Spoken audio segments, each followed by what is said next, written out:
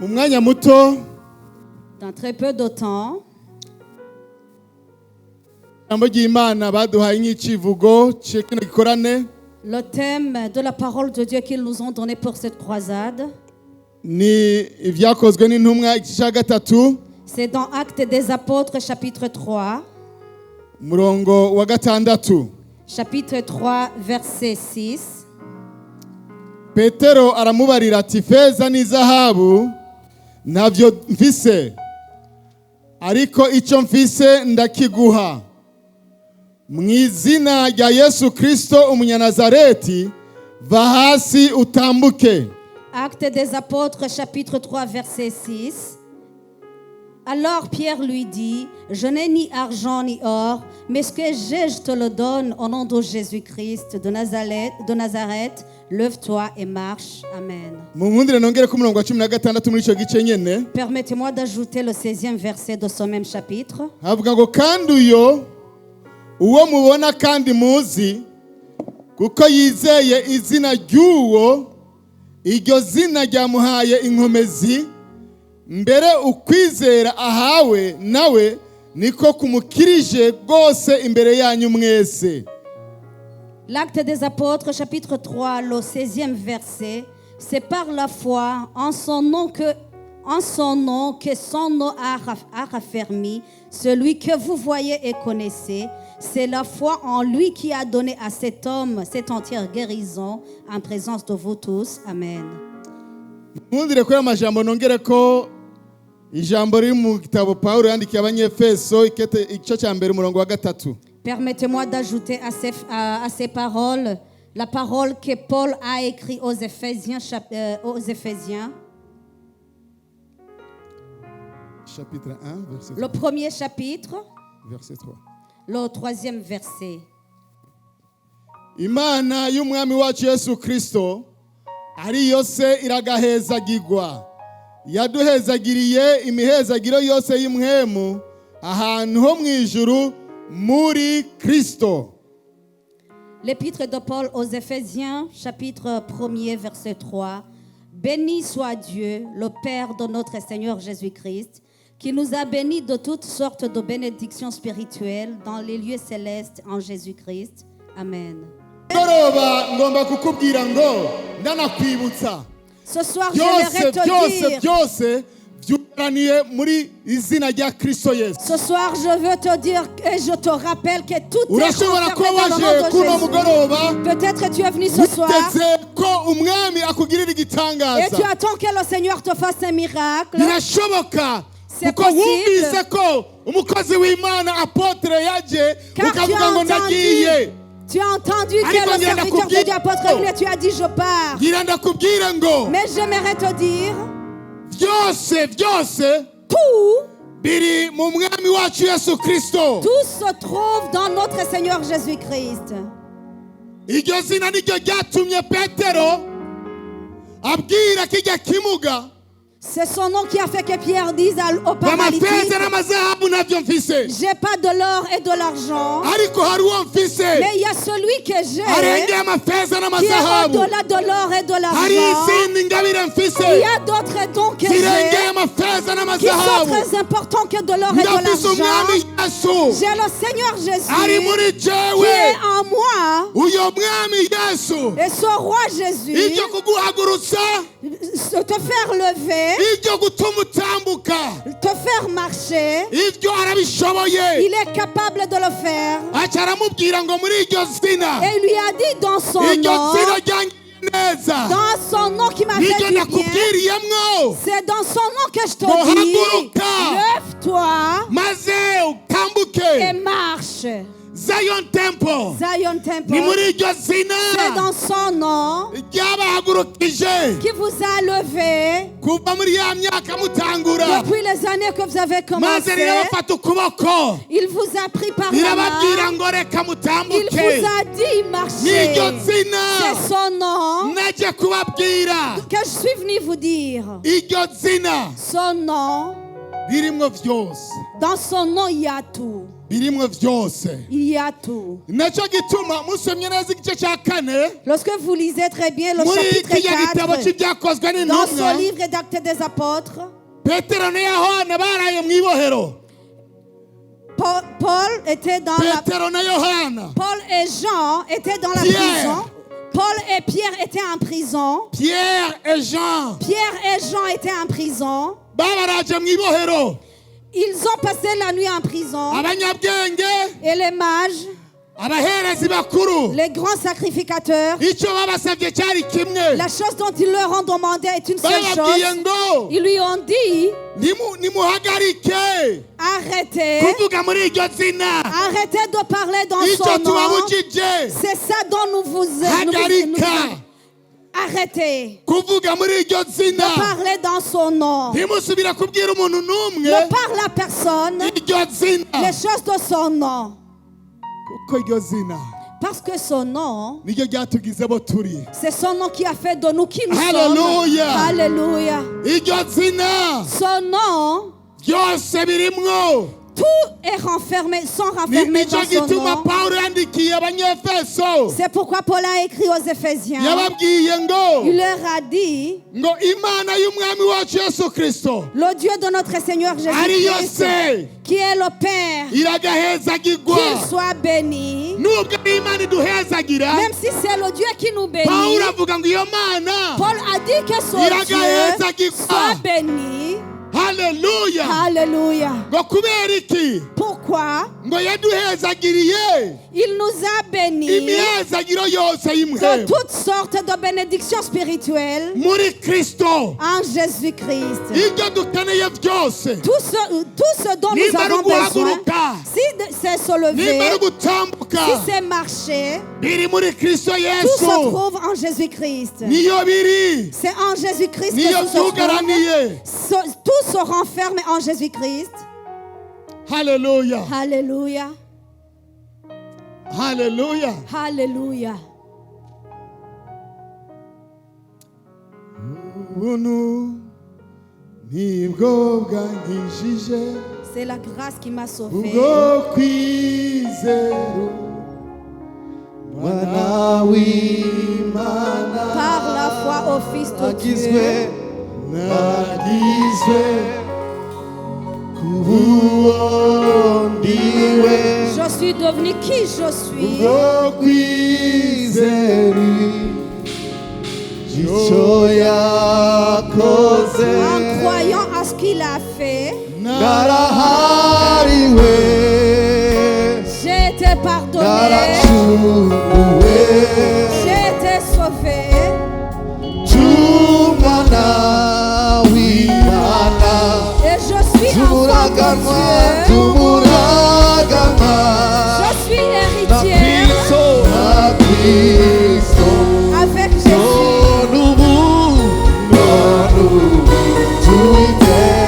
Et maintenant je suis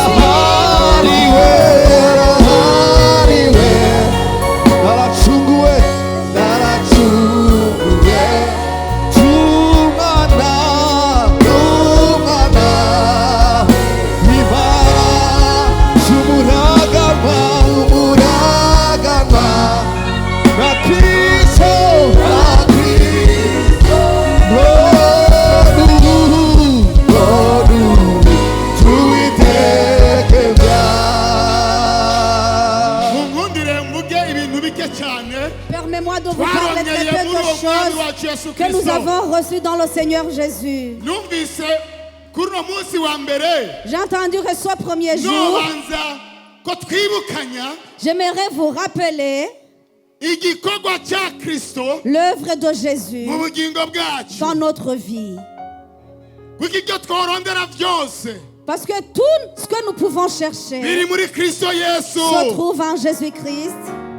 Ibyo twifuza byose Toutes choses dont nous avons besoin byugaraniwe muri uwo mwami sont w'abami. renfermées en notre Seigneur Jésus. Turi abo turi Nous sommes qui nous sommes kuko hari ibyo umwami Yesu yakoze. parce qu'il y a quelque chose que le Seigneur Jésus a Ijambo fait. ry'Imana rirambarira La ngo parole de Dieu me dit, yemeye gucika umuvumo Il a accepté d'être une malédiction. yikoreye imivumo yacu Il a yose, porté toutes nos malédictions. imivumo yose Les wiyumvira, malédictions que tu penses, uwo mwami yayimanitse ku ce musaraba. roi les a pendues sur la croix. Ibyo wawiyumvira byose, Tout ce que tu peux penser. umviriza nshuti yanjye uri hano, Écoutez-moi, mon frère, ma soeur qui est là. birashoboka C'est possible. ukaba hari ibyo wamusabye, Peut-être il y a quelque chose dont tu lui as nimba demandé. atarabiguha, nimba S'il ne t'a pas atarabiguha, encore donné, suko atabizi, ce n'est pas parce qu'il ne le connaît pas. suko atazi ko Ce n'est bikanaye. pas parce qu'il ne sait pas que tu en as Uyu besoin. munsi unkundire gusa,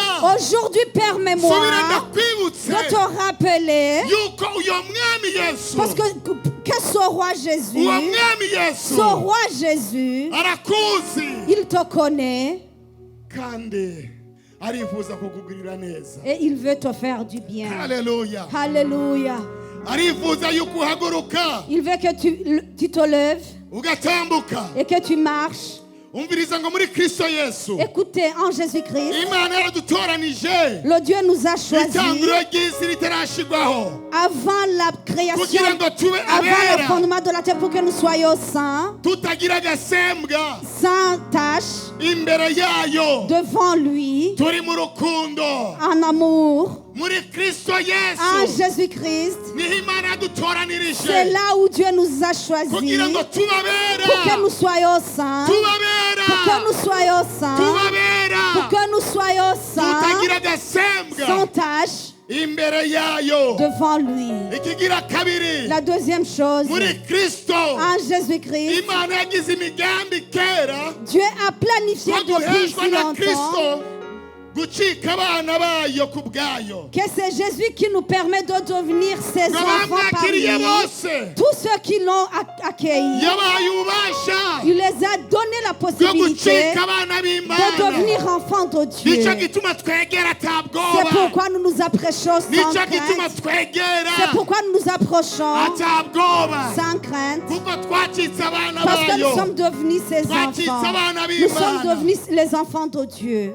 Muri Kristo Yesu En Jésus-Christ, ngo niho duheshwa gucungurwa n'amaraso c'est là yiwe, où nous avons eu le salut et la rédemption par son sang. niko guharirwa ibicumuro Et byacu, c'est là où nous avons le pardon nk'uko à notre itunga ry'ubuntu péché, bwayo buri. tel que la richesse de sa Twahariwe grâce ibyaha muri est. Kristo Yesu, Nous avons été pardonnés tous les péchés en kandi Jésus-Christ. ibyo nibyo bituma, Et c'est cela qui nous ibyo permet, nibyo bituma c'est cela qui nous permet atarubanza ruri kuri que twebwe, nous ne soyons pas jugés. ngo kuko abari muri Kristo Yesu Parce que les gens qui se trouvent en nta rubanza Jésus-Christ, rubatsinda, ils ne sont pas nta condamnés. rubanza Il rubatsinda. n'y a pas de jugement. ngo muri Kristo En Jésus, niko kwaduhesheje c'est en Jésus où nous avons eu les héritiers, la possibilité de devenir héritiers. turi inshamvu y'Imana Nous sommes un peuple de Dieu kubwo kuba muri Kristo Yesu. parce que nous sommes en Jésus-Christ. Haleluya, Alléluia.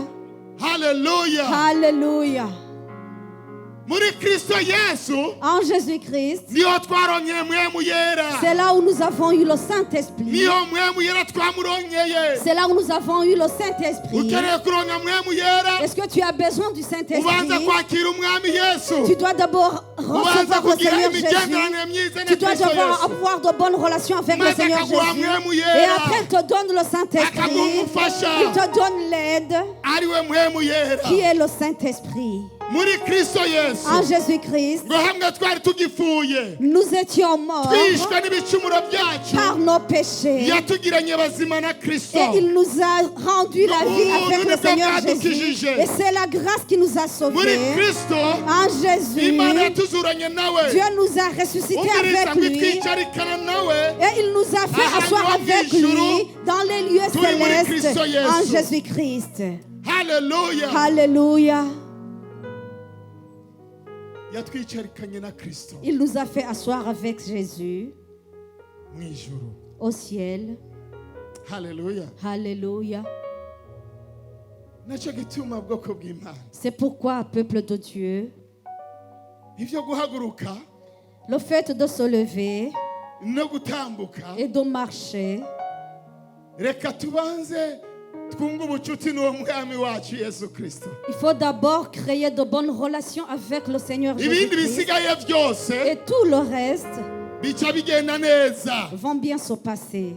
Kuko ngo muri Kristo Parce qu'en Jésus-Christ, ngo turi ibiremwa byayo. nous sommes ses créatures. Twaremewe muri Kristo Nous Yesu. avons été créés en Ngo dukore Jésus-Christ ibikorwa pour byiza. faire toutes bonnes œuvres. Iby'Imana yateguye kera ngo tubigenderemwo. Ce que Dieu a prédestiné pour que Alléluia. nous y marchions. Muri Kristo Yesu. En Jésus-Christ, Ngo niyo twaremewe. c'est là où nous avons été Kugira ngo dukore créés ibikorwa pour que byiza. nous fassions toutes bonnes Iby'Imana œuvres. Ce que yaduteguriye Dieu nous a prédestiné kera. depuis si ngo longtemps tubigenderemwo. pour que nous soyons dedans. Haleluya. Alléluia. Twebwe twari kure. Nous étions très loin, Twigijwe hafi mais nous avons été rapprochés n'amaraso yiwe. par son sang. Uyu munsi niwe mahoro yacu. Aujourd'hui, il est notre épée. Alléluia. Alléluia.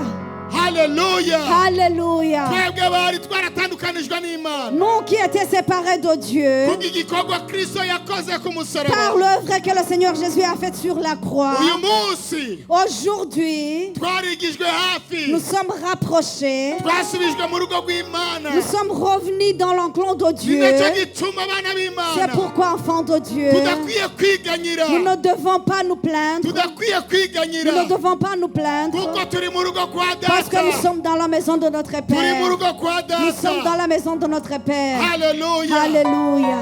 Haleluya. Alléluia. Muri Kristo En Jésus-Christ, niho duherwa ubushizi bw'ubwoba. c'est là où nous avons No eu le gushikira fait Imana d'être très tuyizigiye. courageux et de croire en Dieu Kubwo kumwizera. par la foi. Haleluya. Alléluia. Muri uwo En lui, dukurira muri we muri byose. nous grandissons à lui. Dukurira muri Kristo. Nous grandissons en Nta handi Christ. ho gukurira. On ne peut pas grandir Nta autre handi ho part. kuba. On ne peut pas vivre Atari autre muri iryo part. zina rya Mais Kristo. nous vivons dans son nom. Izina ritanga Le nom qui ubugingo. donne la vie. Izina ryatugize Le nom qui abaturi. a fait de nous qui Izina nous sommes. ritwubaka. Et un nom qui nous Izina construit. ryatugize Un abaturi. nom qui nous a fait qui nous Alléluia. sommes. Alléluia. Ibisigaye bene data. Du reste, muri frères et Kristo sœurs, Yesu, en Niyo Jésus-Christ, turemesherezwa. c'est là où nous sommes reconfortés. Muri Kristo Yesu. En Jésus-Christ, Niyo turemesherezwa. c'est là où nous avons du réconfort. Haleluya. Nta Alléluia. handi ho kuremesherezwa. On ne peut pas avoir du confort Atari autre muri iryo part, zina. si ce n'est que dans son nom. Izina rya Kristo Le nom Yesu. du Seigneur Jésus. Abagabo bararutana. Les hommes Haleluya. sont différents. Abagabo ngo bararutana. Les hommes ne sont pas égaux. Uwo mugabo yitwa Yesu. Cet homme du nom de Jésus, Hashitse byose birahinduka. tout change là où il arrive. Aho uwo mugabo Yesu yinjiye, Là où cet homme entre, ibimuga les paralytiques birahaguruka. se lèvent. Aho uwo mugabo yinjiye, Là où cet homme entre, ntabisiga uko bisanze. il ne laisse pas les choses telles qu'il les a Aho uwo mugabo rencontrées. ayinjiye, Là où cet homme entre, ubuzima buraboneka. la vie est disponible. Abantu bagahaguruka bagatambuka. Les gens se lèvent et marchent. Haleluya. Alléluia. Ujya mugabo yari amaze ngo imyaka irenga 40. Cet homme a passé 40 ans. Bama bamuzana ku rusengero. On l'a mené à l'église. Imyaka irenga 40. Plus de 40 ans. Nta bundi buzima yari afise. Il n'avait pas d'autre vie, Atari ubwo gusengerereza. si ce n'est que de mendier. Ariko umunsi uri izina. Mais Umunsi uri izina. un jour, Abakozi b'Imana. les serviteurs de Dieu, Petero na Yohana. Pierre et Jean, Ngo baduze gusenga. ils allaient prier. Kandi ni bwari ubwa mbere Et uyu ce muntu ahari. n'était pas la première fois que cet homme se trouvait Ababyeyi là-bas. baramuzana. Les parents l'amenaient Bakamutereka ku et rusengero. ils le déposaient devant Atakindi l'église. kibazanye. Il ne venait pas pour autre Atari kugira chose. ngo uyu muntu asenge gusa. Il voulait que cet homme vienne Imyaka mendier. irenga 40. Plus de 40 Ubwo ans. nibwo buzima. C'est ça la vie qu'il avait. Uwo mugabo yari abayemwo. C'est ça la vie que cet homme Ariko avait. umunsi umwe. Mais un jour, Umunsi umwe. un jour, Haza abagabo Il est venu des bahuye hommes n'umwami Yesu qui ont rencontré le haza Seigneur abakozi Jésus. b'Imana Ils sont venus des serviteurs ngo de Dieu. barenganye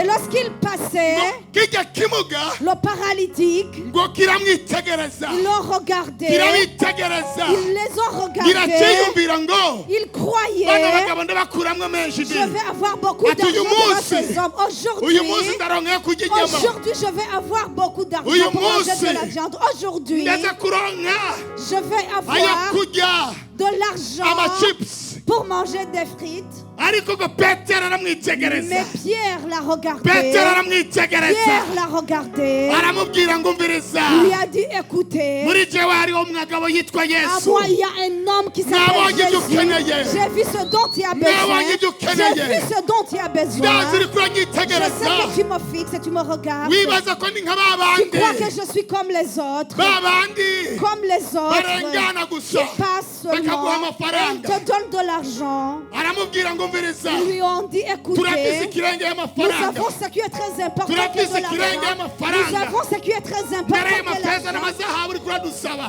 L'or et l'argent Nayo que tu nous dufise. demandes, nous n'en avons Nayo pas. dufise. Nous n'en avons pas. ariko hari icyo dufise Mais il y a quelque chose dont nous hari icyo avons. dufise Il y a ce que nous hari avons. ubuntu Il twagiriwe y a la grâce que nous hari avons ingabire eue. twahawe Il y a le don que nous kandi avons eu. twaziherewe Et ubusa nous les avons Izo reçus tuza kuzitangira gratuitement. ubusa Et nous devons les donner Bakozi gratuitement. b'Imana. Serviteurs de hari Dieu. ibyo twahawe Il y a ce dont nous avons twabiherewe eu. ubusa Nous les avons reçus N'uwo mugabo gratuitement yitwa Yesu par cet homme du nom de Tubitangira Jésus. ubusa. Et nous allons les donner Tubitangira gratuitement. ubusa. Donnons gratuitement. n'amafaranga dusaba Nous ne demandons pas de Tubitangira l'argent. ubusa. Nous donnons gratuitement. Alléluia. Alléluia. aramubwira ngo umviriza Ils lui ont dit, mu écoutez, izina rya kristo au yesu nom du Seigneur Jésus-Christ, Haguruka. lève-toi maze utambuke et marche.